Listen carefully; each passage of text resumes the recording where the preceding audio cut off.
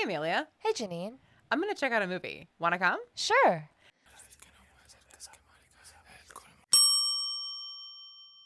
Welcome to this episode of Check Out Cinema, a podcast where two librarians check out movies and review them. Yay!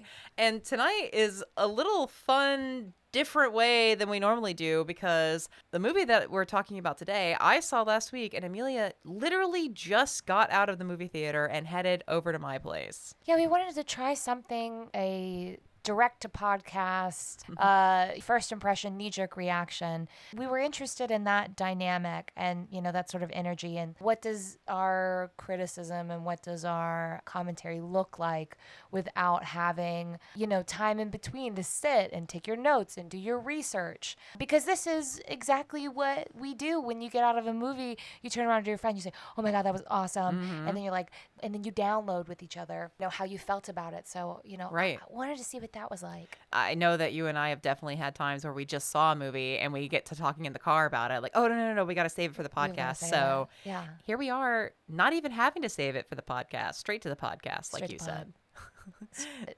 Instead of like Print it. VOD, POD. Yeah, podcast on demand. Oh, they're definitely going to do that with like crazy AI tools. Oh, Yeah. Don't give them the idea. Yeah, don't do that. Don't do that. I actually know there was a time where the Google AI would let you upload a PDF or like your study notes or anything, and then it would generate a fake podcast about the topic, which is very crazy. But if you think about how a language model would like crawl different conversations, podcasts are definitely going to be the way that they crawl, the way people talk to each other. Yeah. Welcome to today's episode. We're diving into the fascinating world of AI technology. Joining us is Dr. Sarah, an expert in artificial intelligence. Thank you for having me. So it makes sense that they would be able to like, oh, we'll make our little fake podcast. But you can't fake this. Can't fake this magic. No, I would love to see. No, I wouldn't. I almost said I would love to see LML. That's the library. It's no, an wait. LLM. LLM. No, that's I almost said LLC. An LLM. I'd like to see them try and recreate this pattern of thought. Or wait, is it pattern of language? Speech pattern, thought pattern, any of it. Exactly that. Yeah. You see what I mean? Yeah. They can't be as terrible as we are at being a podcast host. Oh my God. Okay. Jaw drop. I don't believe in that. Oh, wow. I just like shattered the mirror here. That's not what I meant. I mean, I'm just like, I think it's funny that we're like, oh, let's do an episode with absolutely no time to research in between, which is just like, you want to listen to our podcast where we didn't research anything? That's very... I get what you're saying, but like, imagine... It's authentic. It's authentic. That's what I'm saying. A robot can't do that. They can't do authenticity. They can't be genuine. They can't improvise. No, they can't. They can't do that. And that's okay because they don't have to. We're here to do that. That's for us. Yeah. That's for us to do. Straight from the vein. Elliot, Erica would like to see you in her office. Me? Come over here so I can take a better look at you. Oh, don't walk. I'd really prefer if you crawled. I opened my vein at the altar of Gregg Araki, and here I stand, a devout disciple, and walking out of I Want Your Sex. I don't know. I want You're some of asking for your blood back? Yeah, a little bit. A little bit. So at this point now, I have seen Nowhere. Janine and I, we saw that together. I've seen the Doom Patrol, which or Doom Generation. Doom Patrol is the other one. Doom Patrol is a TV show. Doom Patrol is a TV show. So at this point, I've seen Nowhere, and Janine and I have seen that together. I have seen the Doom Generation, and I have seen Smiley Face, and now I Want Your Sex. And Nowhere and the Doom Generation are a part of his Teenage Apocalypse trilogy. Nowhere is a little bit later work. That's got Anna Faris, which is like Stoner Girls After Hours. It is so stressful and hysterical. And then we have this. But I think it's so cool, Janine just having Nowhere and then this. So having him at like his absolute pulsing, beating heart youth, and then now as like I'll say wizened director. He's still very young, but he's also a boomer. Yeah, which is kind of crazy because Well, I'll say he doesn't feel like one, but then when you see his sort of directorial like commentary, the like interviews that he's done about his comments on like the generational differences, you can tell. Yeah, You can tell the boomer difference. We're Yeah, I know. texting. People are like literally like you use all these abbreviations and all these short things. You do? Yeah, all Yeah. the time. And it's like people are like it's not proper or right. And I think it's the opposite where it's like my mom will send an email with like periods and capitalizations. Yeah, but I love that. That See, brings like, me a you're- lot of comfort. You're the boomer there. It's so interesting that he's got boomer difference with like Gen Xer like style. Yeah, definitely. Like he's kind of a sleeper cell in that. Yeah. Because the music of this movie has like very Gen X feeling to it. Yes, which I want to say, I have a lot to say about the feel of generations because the movie is begging you to talk about generational differences because Yeah. it's very explicit in the text. What is with this bummer veil cast over everything fun or exciting? Not to mention the bags on TikTok or like, don't hold hands in front of me. I didn't consent to that. Well, a lot of Zillennials had parents and teachers who would completely remove them from anything that made them feel uncomfortable, so... But being outside your comfort zone is the whole fucking point. And that's how else do you learn from your mistakes and grow? So the movie I Want Your Sex follows this intense sexual relationship between an employer and employee. And the employer in question is an artistic genius, so to say, named Erica Tracy, who's played by Olivia Wilde, who does a phenomenal job of just being absolutely unhinged and also incredibly sexy because she is.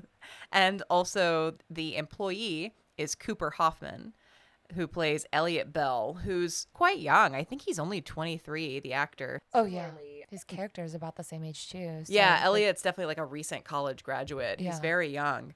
And Olivia Wilde, I mean, it's not explicit like how old she is, but she's definitely like more established and she is definitely in a position of power over Elliot, and she takes that power very seriously and almost immediately, I think from the interview basically of taking him in, has her eyes set on him as kind of getting her rocket, you know, getting off on her, you know, what's the word? Getting her, what am I looking for?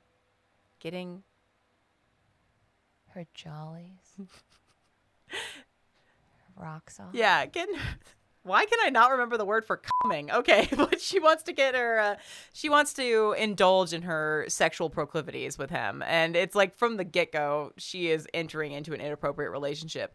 And the tone of the movie is really quite light and humorous. When it starts to go off the rails, it never really feels like a total condemnation of such like a power dynamic relationship. It's more just like this particular person being so off the rails is kind of what drives it all. But in this dynamic between the employer, the artist, and the employee who's just like, what is his job? Chewing gum. He's an assistant of sorts. Yeah. And you get the feeling that like she outsources her artistic sensibilities to her assistants.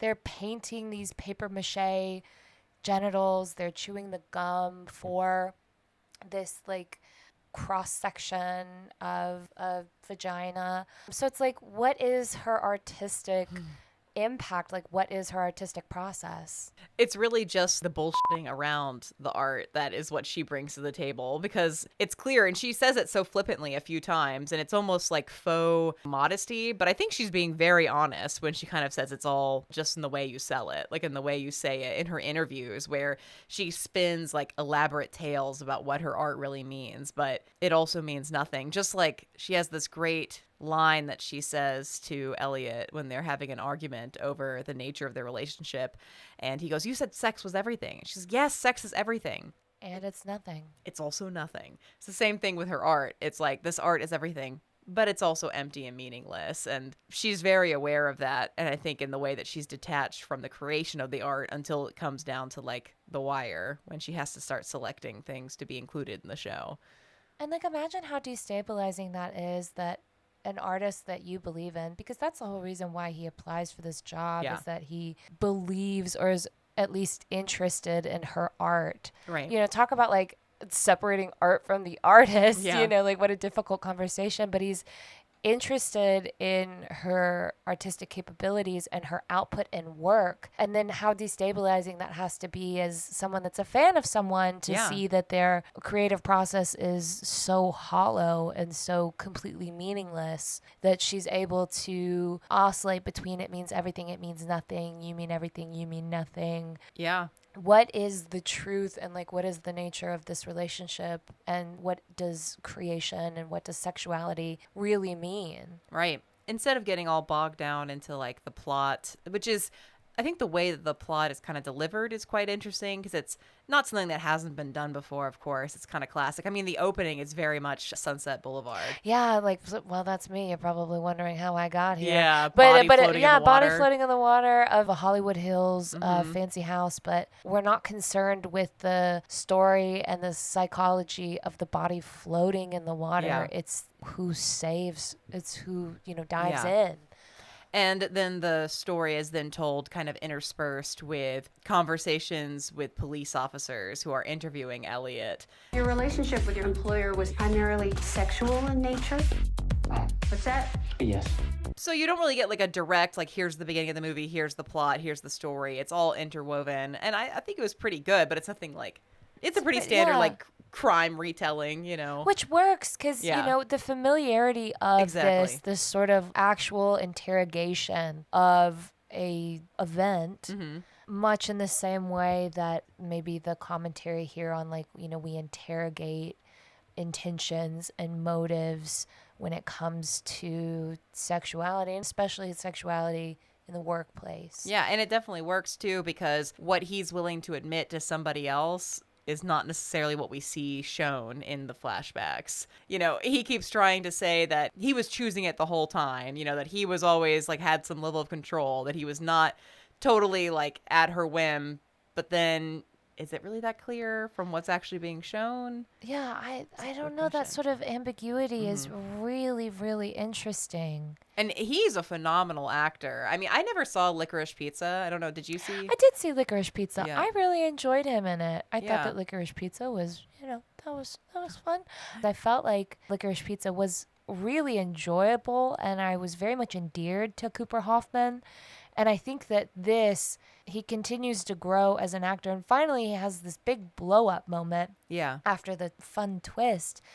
And I liked that. Like, we were really building to that. Like, he gives, like, a really well-paced and parsed out performance with the, tightly wound, anxious kid getting his first job, to then being sexually liberated, so he thinks, while still being exploited man. Yeah. And then to guy at the end of his freaking rope with genuinely nothing to lose, having lost it all. Yeah. What's left? At the end of his rope or at the end of someone else's leash? I think my peers have not been well served. Growing up in a time where nothing feels safe or okay. And since our formative years were spent lacking in-person socialization, it's challenging for some to make eye contact, let alone have sex. He is so great at just being absolutely, like, frazzled, exasperated, desperate. It really, like, sold, I think, the dynamic, because Olivia Wilde's character is a lot more detached until she kind of begins to break down and lose it at the end. And when you have a character that's more detached and, sort of removed, like, from the normal human emotions, you have to have an actor who plays against that. Like, I think about Wuthering Heights, and how hard she played her little heart out, and how he was too flat. Like, there was no really coming back from that. Hi.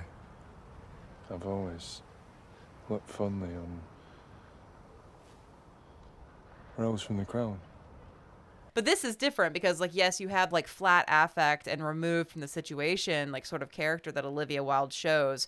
But it's very clear there's, like, some simmering, deeper resentment towards relationships and towards sex, or like complicated feelings underneath that she kind of tries to hide with, like, her kind of advanced, views towards sexuality. I felt like maybe I was falling in love with you. Are you serious? No, I just said that to with you. The reason I wanted to just jump into that quickly is because when you're talking about the music, so when the title of this movie, when I first heard it as a millennial, what do you think of when you hear the words, "I want your sex"?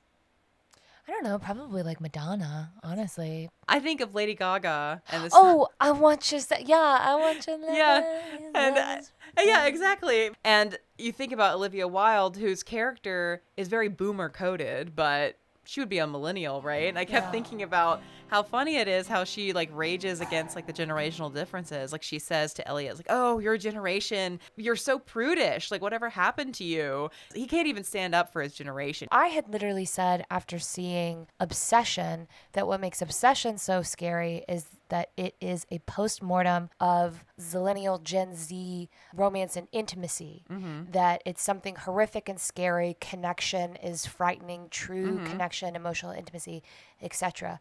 And I said that because those formative years where you make those connections or you start to experience hormones, bodies, puberty, etc., was marked with plague. Yeah. So you're like afraid of the body and, you know, it's this disgusting other thing.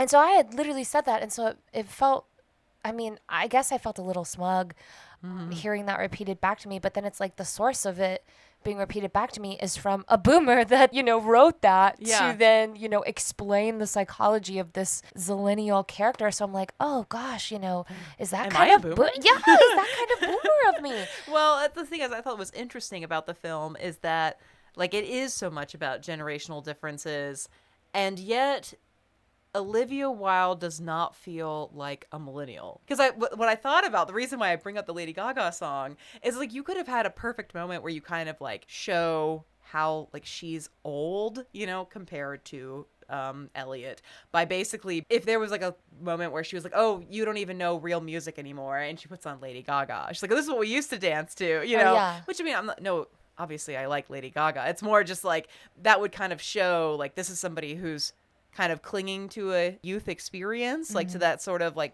carefree thing that she's venerating of this time where she would have been around the age that Elliot is. It would have been in a time where you're not worrying about every moment of your life being documented and uploaded onto the internet, mostly because your phone didn't have the memory to do that.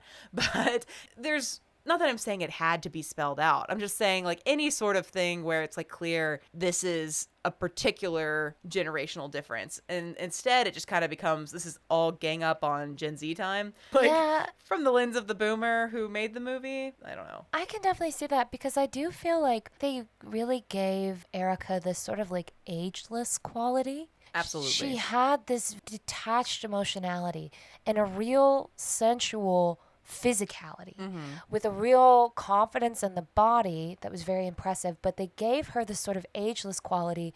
Her haircut is very chic and trendy. Her clothes are very, very cool and out there, but they're explicitly like BDSM kind of vibe with the latex and the chains.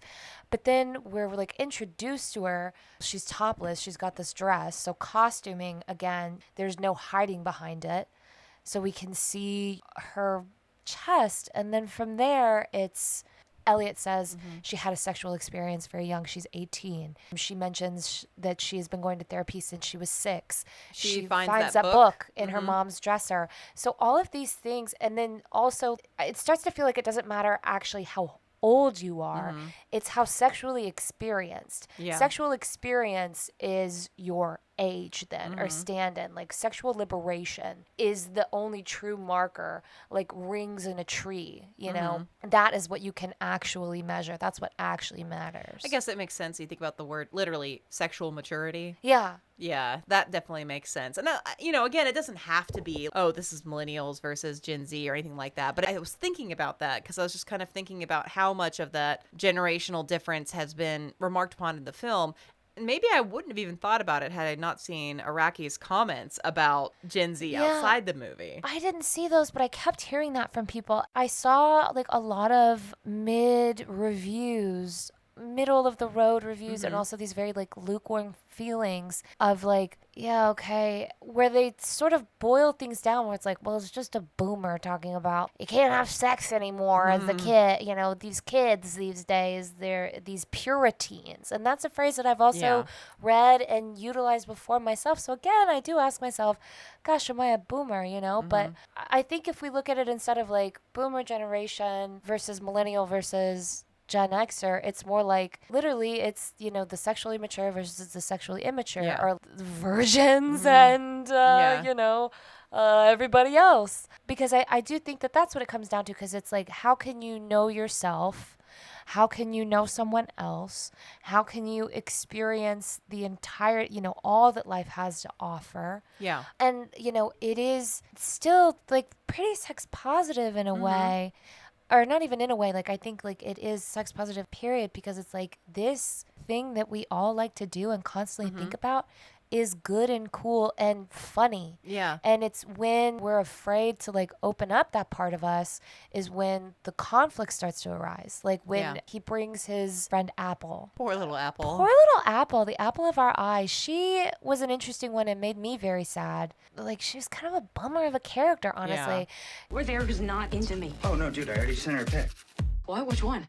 No, I look like a garden gnome in this picture. You think that she has this sort of queer aspect to her? I kept hoping that there would be like some sort of fun gay awakening to be had with Olivia Wilde's character, but instead it's just a really terrible sexual experience for her and for Elliot. Brings Apple at Erica's orders. I want to have a threesome, but it has to happen quick. Basically, he just finds the first woman he can convince to do it, which is his roommate. And it then violates like the friendship they had between them, because they have to also like kind of enter into the sexual relationship. And then it just incredibly stresses out Apple, and Elliot is actively restrained like in that scene. And I think it's very interesting because it's very much this moment where you realize how desperate Elliot is to be like the sole desire of Erica. I think it's not enough for him that Erica has sex and sometimes it involves him. He doesn't want it to be like that. He wants Erica to think about him as much as he thinks about her, because he even says that to her once in the office, like, you know, I think about you all day. Do you think about me? And clearly she doesn't. She's too busy thinking about her work or about anything else that's going on. And even as one of her staff says to him, it's like, you know, you're not the first and you're not the only one. Yeah, that was pretty chilling, that sort of revelation, because from Elliot's POV, it did just sort of seem that he is the only one, because we only see the two of them being together. But then when she pawns him off on some other friend, she's like, I need you to go as a birthday gift, go sleep with this other friend of mine. She's also initiating sex with a model as well. Yeah. So again, there are no boundaries. There is no real artistic integrity. It's all like, if it's all sex all the time and it's all creation and it all means nothing, but it all means everything, what do you stand on? Like, how can you really know that you are liking this, that you do want this? And I think you can actually see the idea like sex is everything versus sex is nothing with the different characters. Like for Erica, sex is really nothing. It is in some ways everything, but it's also, it means nothing to her. It's not about who she does it with really as so much as what she can get out of it, versus like the character of Apple, who it's very clear like sex is very intimate for her. It's more than just like the physicality. She has the note she leaves like in the apartment the next day. It's like, this freaked me out. Can you move out? Yeah. Thanks. With a little sad face. Can you move out? I'm freaked out. And we never see her again. We don't know how this experience affected her at all. Not to mention the fact that she's like sloshed when she gets there. Yeah, she was very drunk. She was so nervous. Yeah, poor thing. Why does all the cool sex deviant stuff always happen to you? We discussed like the generational differences, and this is why I hate reading or hearing about films before I go see them. Because the more I think about it in the movie itself, there really isn't much more conversation about the generational approach to sexuality beyond Erica's mention of it. And we're not ever supposed to think like Erica has it figured out. I don't think she's ever really presented as a reasonable character. Or even like a really intelligent one. I have to be so, you know, maybe that's, you know, unkind or dismissive, but like her approach is everything. I believe everything out of my mouth, but you shouldn't. But also if you believe everything that comes out of my mouth, you're dumb. I'm just joking. I don't take anything seriously. You know, just this back and forth of like, do you believe what you say? Do you mean what you say? What do you stand for? Is it all just about the release? She can't even stand by her words on her artwork at her final like gallery show. To some people, like to the guys that she's talking to, she kind of just like flippantly writes it off, you know? I was like, Oh, yeah. yeah. But then when she got real, like genuine critique from someone with actual credibility and credentials, the woman from the MoMA, she took that and ran with it. Yeah, she was very protective of her work and the meaning behind it. And even like her assistant's like, oh, well, you know, her work has to change. Like she has to grow. And she can't accept the idea that her flippant approach to her artwork is being seen by others. She thinks she can just keep making the same product and she'll keep getting the same reaction when it becomes clear, like people can tell she's phoning it in. I think that's very interesting as well. She's a complicated character, I think. Like she acts like she has it all figured out, deeply flawed, not really shown as someone with redemption either. Like even by the end we get kind of like a in the future everything kind of works out, you know, moment, but it's clear like she's still, I mean, she's involved with a man who doesn't even speak English, right? Oh, she says that. Yeah. She said she doesn't care. She doesn't care. She says this. I also thought it was really funny. She says this is Jesus. It's not, you know, Jesus, but this is Jesus. This is now I have God in my life now. Yeah. Which is very silly. But she again seems like she's all artifice. Yeah. She's veneer. She's faux leather. Yeah. You know? Yeah, absolutely. And her character, again, yes, does serve as a little bit of the mouthpiece of like the generational differences, but she's so uniquely terrible that I really don't think anything that she says is supposed to be shown as like real philosophy. It's everything and it's nothing. Like the words she says, they sound like something that have meaning and could certainly be taken as like a soundbite, but they really hold no water. Like there's really nothing to them, nothing of substance. And I think about too, like the other characters who I assume are closer in Elliot's age range, like the character that he ends up moving in with later. Zap. Yeah, Zap. I'm a slave to this vagina. Join the fucking club. I mean, Zap's clearly very sexually liberated. Yeah, I liked his perspective and philosophy on it. Yeah. Because again, you said sexually liberated. He is sexually liberated. He's very honest about it. Yeah. A straight shooter about it. There was a line where he's like, no, I'm just gay. Yeah, I'm just gay. Like, everything depends. Everything has nuance. And then sometimes it also doesn't. But that is kind of for a person to explore and plumb the depths of. But I think that he's also like a good, forgive this, straight man. Yeah. As in, like, he plays it like just very even Yeah. keeled. Can you get out of here? I'm meeting someone. Hey, I got another date. Hey, you know, I'm doing these things. But also, he doesn't implicate Elliot in his sexuality in the same way that Erica does.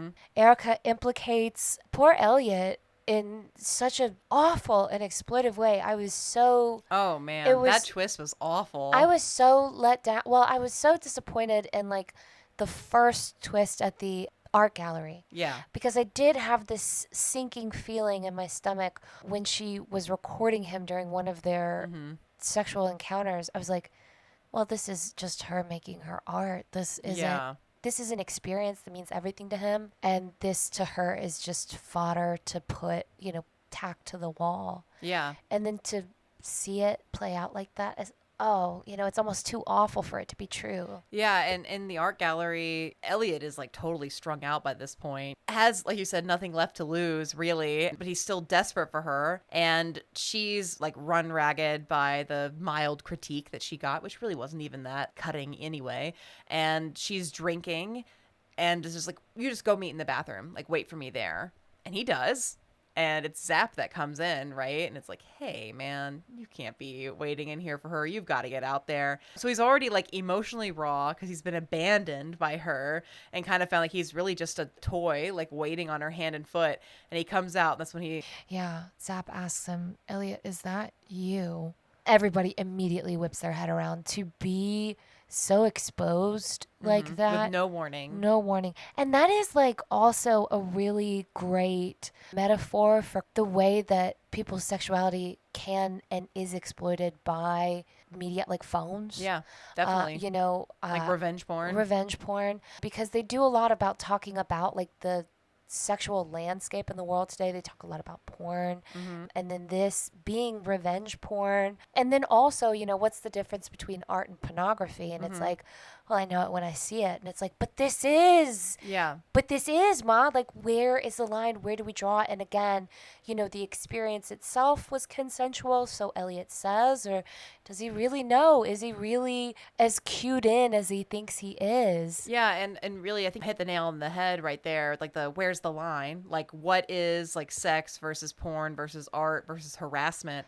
Because so much of what she does initially can be kind of just seen as like an extension of her artistic process. Like, if you were working in a regular office job and someone had porn and the screen behind you, that would definitely be inappropriate sexual harassment. Or playing recordings of their voice as they're orgasming. What is that? It's abstract, babes. God, sometimes you're such a Philistine. Oh, okay. That would be totally inappropriate. But whenever like Elliot walks into her office and that sort of thing is happening, it's like, oh, well, yeah, this is my art. This is my research that I'm doing right now. Yeah, for an installation. Yeah. Yeah, don't worry. And then again, you know, you have the added layer of this being a movie, and the movie cinema industry is rife with sexual exploitation and harassment. Well, it's also, this is a movie. Is that kind of behavior appropriate as well? Like, where is the line? Like I said earlier, it's like I don't think anything about this movie necessarily was challenging to understand. Like, we think that she's dead, which artificially inflates the price of her artwork. I mean, yeah, I could see that. I could see, yeah. Very predictable sort of twist, but Elliot does a really good job of being like totally blindsided by it. That even if you as like a viewer knew like that was coming, you could feel like his devastation still, like from being exploited that way, or like not knowing what was wrong, or really thinking that she was dead. The twist ending, though, or like the fake out ending, what did you think about that? Where we do like 2 years later and he's a podcast host. So I guess I'm thinking that's a real ending. I'm thinking about the fake out ending after that. Oh, where they share a dream of them getting married. And James Duvall officiates, a longtime friend and collaborator and muse of Gregg Araki's, which I think was like such a sweet nod to his filmmaking work. I don't know. I didn't really think, I thought we could have just gone on. Yeah. Like, it did. And I feel like that's kind of what I mean, where I was like, I guess maybe I don't want all of my blood back, but maybe just a little bit. Just a few drops just back, a couple please. drops back, just a little transfusion. Because it's not that it felt like contrived, and it's not that it was predictable. It was just, it was kind of a groaner, just kind of like, okay. They wake up and, you know, it was all a dream. We actually weren't getting married. Yeah. It feels like that podcast is like the nail in the coffin, which, by the way, like seeing podcasting in film, does it ever make you like cringe on the inside where it's like, no, we look cool when we do it? No, I was just like, wow, I wish I could figure out my microphones like they do. Every time I'm setting up for this podcast, I'm like, I got to figure out my microphones. I got jealous. Yeah. They have a whole studio and everything, and that'll be us. They're like capital P podcasters. Well, we'll be capital. So 2 years, that's all it takes. That's all it takes. That's all it takes. I liked that it also like rounded out Zap's character too. Like, yeah, it just like, we got to grow stay together. with him. You know, I liked that. I'm with you. I think it could have just settled there. I don't really know what the point was, other than like it was just kind of funny to have the back-to-back, like, because he says, oh, maybe we'll see each other in 2 years. Yeah, and then 2 years later, just in dreams. Yeah. And a very serious dream, a marriage dream. And then, I mean, like, yeah, it is funny and in character that Erica would be the one that would like melt like a vampire experiencing sun for the first time. It means like actual commitment and probably monogamy. It's like when you put silver bullet to a werewolf or like a cross to a vampire, it gets rid of the evil. But I don't know. I don't know what that scene could have been or should have been, but then to have them both like wake up panting, hair messy in bed, it's like, oh, they shared something even more intimate than sex. They shared a dream. Yeah.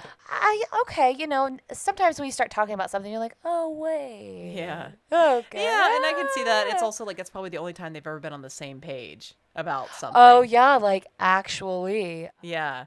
Without even really communicating. Yes.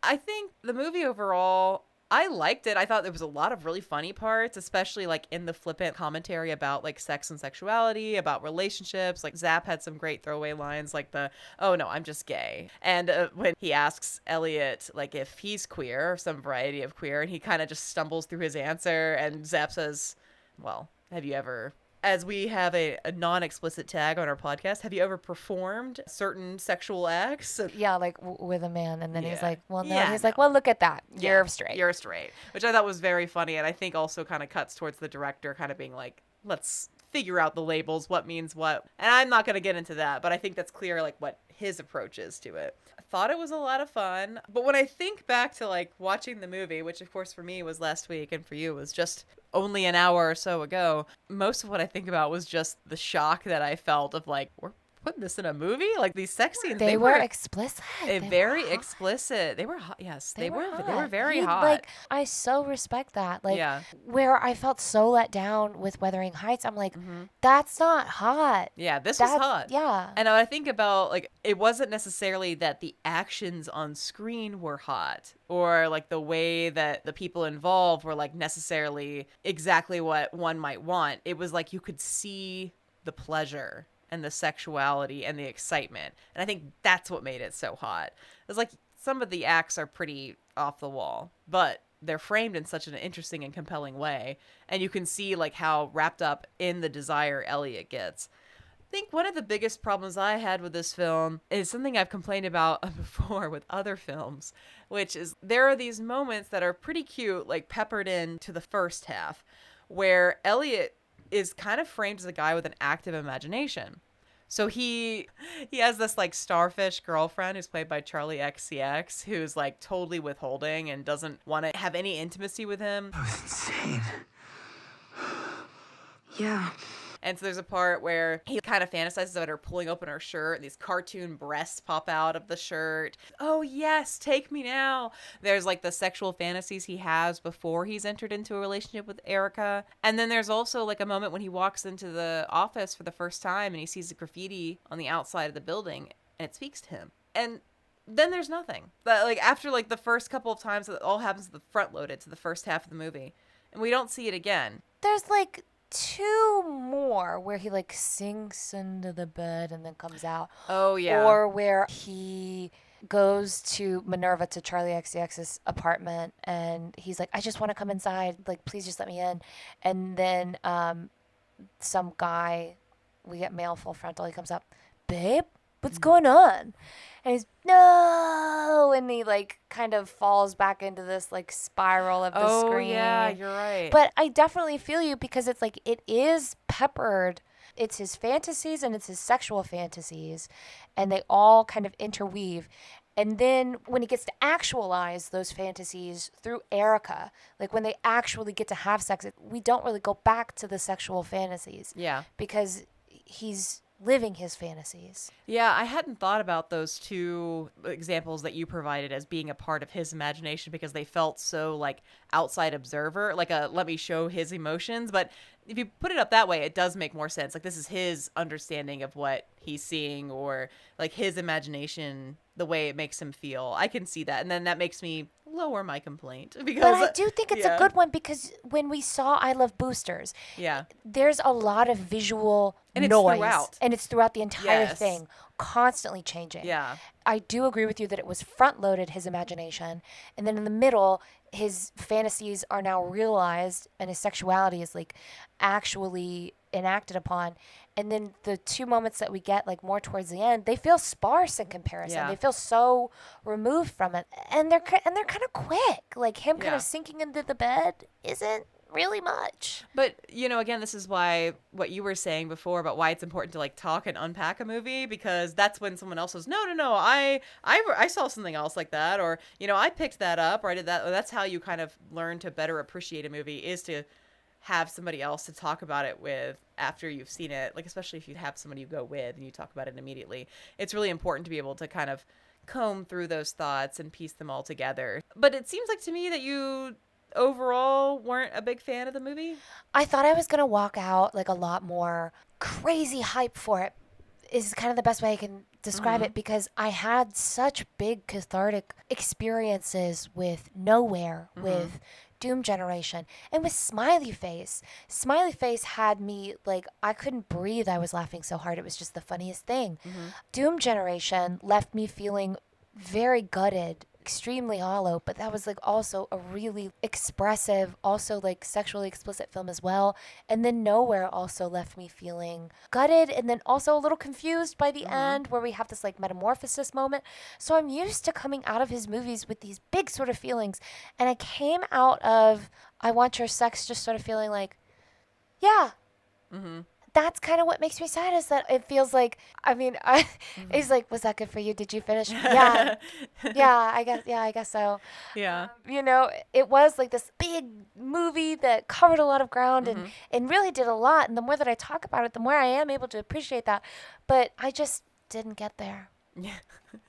And hey, you know, if it's not good for you, it's not good for you. me. You know, I can see that. I think that it is kind of hard to pull away, like, what is the big picture? Like, what is this film like really speaking to you, other than like, should you be more open with sex? Because it doesn't really end well for anybody. So it is complicated to kind of like pull out what is the true message of the film, because it's not just as simple as like Generation Z should have more sex, because I don't think the movie really says that. I think this movie is about one very specific exploitative relationship, you know? And I think that's pretty much what it is. Like, Erica Tracy is not somebody to be venerated. She's clearly got problems with commitment, with kind of understanding like who she is and what she wants versus like other people's autonomy. Like, she totally violates other people and gets away with it because she's a successful artist. She has victims in her wake, not just Elliot being, let's face it, a victim. And even the police officers are like, you were being groomed. And he's like, no. And it's like, yeah, but you were. Not just him, but also like poor Apple, or, you know, the people who were maybe like manipulated by like the market manipulation, you know, like the price manipulation, that kind of thing. So it's complicated, and I don't know what the overall message is. I don't know if I'm qualified to say. I did like it. I liked it overall, but it's not as good as Nowhere. It's not as good as, well, it's not as good as, it's no Nowhere. Yeah. It's no Doom Generation. But I do want to say I did like it. I laughed a lot. I still felt like so much of the youthful Araki is, you know, maybe that's unkind and uncharitable to say, the youthful. Like, I think he would like to be called youthful. You're the boomer there. But like that youthful energy and like real curiosity and real veneration of sexuality and artistic expression, that's all apparent throughout. I wonder if, you know, it's just, there's still some digital flatness to it. Am I just like, you know, like nothing felt so warm. Everything felt very industrial. I keep thinking about when Olivia Wilde was like writing off Apple's like kind of emotional distress. Like, oh, you're just experiencing subdrop. This is a wonderful like moment where, you know, emotions have been so hot. Maybe we're just experiencing subdrop. We've just like gone through something like that, but I mean, it is like, I was looking at the runtime when you were telling me you were going to come over after, and I was looking at, it's only a 90-minute movie. It's fast. And a lot of the movie is sex. The majority of the movie is just like their sex scenes together. Probably not the majority in terms of absolute runtime, but it's very much centered on their sexual encounters. And so I can kind of see that too. It's like, in terms of like, you know, whether one finished or enjoyed, is like, how much of the movie was substance or was it sex? But sex is everything, and it's also nothing. So I think maybe that's what this movie is. I Want Your Sex is everything, and it's also nothing. Also nothing. And I guess I'm fine with that. Yeah. Would I check it out again? I mean, probably when it comes to DVD. Yeah, I was about to say, like, some of those scenes were pretty enjoyable, so. I loved when they were, like, in the car on their way to the threesome, and they were just, like, downing the bourbon, and she opens the door, and they go, hey. Like, she was great. She's a phenomenal actress, and I really enjoyed all, like, the new talent that I saw, or, like, you know, the guest, well, not really guest stars, but you know what I mean, like the celebrity cameos.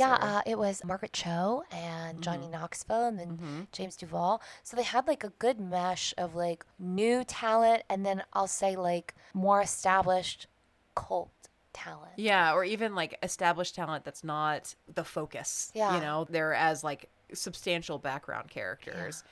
I enjoyed that a lot. And I also thought like it still felt pretty fresh, like you were saying, you know, and the colors and the set design was amazing. That was gorgeous. That's him. Yeah. You know, he can give you a lot of personality in your set and in your costuming too. Yeah. Well, I'm glad that you got to check it out and that we got to discuss it. And I definitely want to see more Gregg Araki movies. I hadn't seen any before I saw Nowhere with you earlier this year, and I've heard a lot of people talking about him. So You can borrow my box set. maybe I'll check it out from the library. There you go. That has been this episode of Checkout Cinema. You can find us on Instagram at checkout_cinema. And I'm on Letterboxd at Honeyed Life. I am on Letterboxd at Amelia_Grindhouse and on Substack at Babe Cinema. This is Babe Cinema. Anything Gregg Araki does is Babe Cinema because he is a babe. Yeah. Sorry, I probably shouldn't have scratched my head saying that. Okay. Oh, I thought you were going to say probably shouldn't have said pull out. No, I like that too. But just the double entendre. Yeah.